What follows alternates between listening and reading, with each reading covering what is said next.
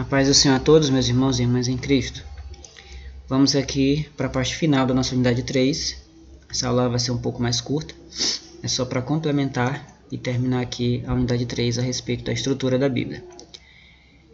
O subtópico 2 vai dizer as subdivisões do Novo Testamento. Nós temos aí o Novo Testamento com algumas subdivisões, assim como o Antigo também tem as suas subdivisões, como nós vimos. Então a primeira parte é a biografia, né? Ou seja, os evangelhos. Nós temos aí Mateus, Marcos, Lucas e João, agrupados nessa ordem no Novo Testamento. Descrevem a vida terrena de Nosso Senhor Jesus Cristo e o seu glorioso ministério, né? A vida terrena dele, a encarnação, o seu ministério, ok? A vida dele enquanto Jesus homem nessa terra. Os 3 primeiros evangelhos são chamados sinópticos, né? Mateus, Marcos e Lucas. Por quê? Porque eles são muito parecidos. São muito parecidos um com o outro, certo? O que é abordado nos 3 é muito parecido. Então, por isso que eles são chamados de sinópticos, certo? Os evangelhos são os livros mais importantes da Bíblia. Por quê? Porque narra a história do nosso Senhor Jesus, do nosso mestre, certo? Então, Jesus ele é mais importante do que Paulo, do que Pedro, do que todos os demais profetas, enfim. Então, por isso que eles são mais importantes, porque narram a história do Filho de Deus, do próprio Deus encarnado.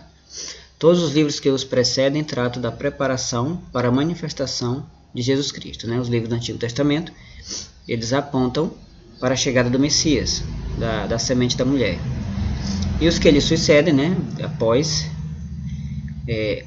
os evangelhos, são explicações da doutrina de Cristo, porque Cristo ele traz a sua lei, certo? Existe a lei de Moisés, mas Jesus ele traz a sua própria lei, a lei de Cristo.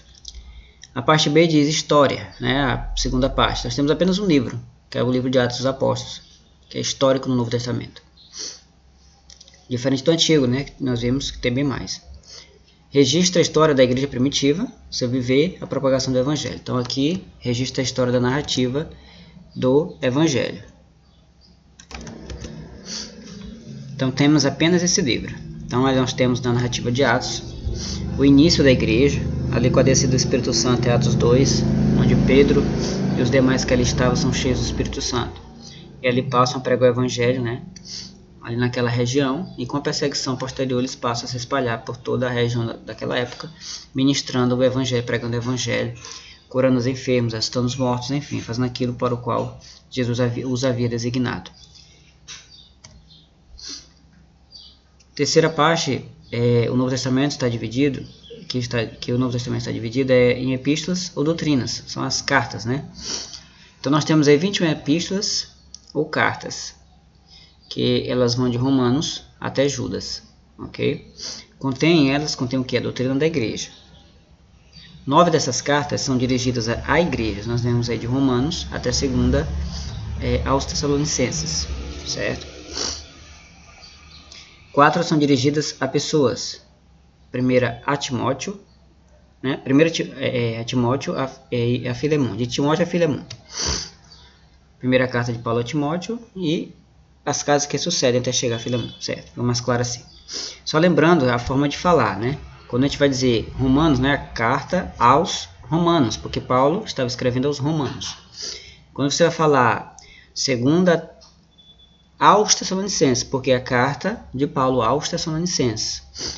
Quando a gente vai falar 1ª a Timóteo, porque é a carta de Paulo escrita a Timóteo. E também a carta a Filemon, certo?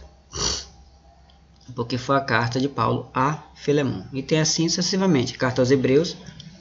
Agora quando você vai falar primeira epístola de Pedro, por quê? Porque foi Pedro quem escreveu, certo? Então, só para acrescentar isso aos irmãos. Então, uma é dirigida aos hebreus cristãos, né?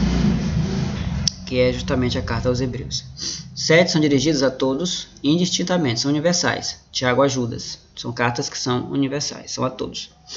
Estas são também chamadas universais, católicas ou gerais, certo? São cartas católicas. Porque a palavra católico significa universal, certo? Apesar de 2 delas, que é a 2ª e terceira de João, né? Serem dirigidas a pessoas. Mas mesmo assim, elas são universais. E aqui por último, nós temos um único livro, né, de profecias, que é o livro de Apocalipse ou Revelação. Revelar nada mais é do que tirar o véu. Trata da volta do Senhor Jesus à Terra e das coisas que procederão esse glorioso evento. Então, Apocalipse vai narrar tudo, a parte escatológica, aqui as coisas que são, as coisas que eram, as coisas que há, onde acontecer, certo?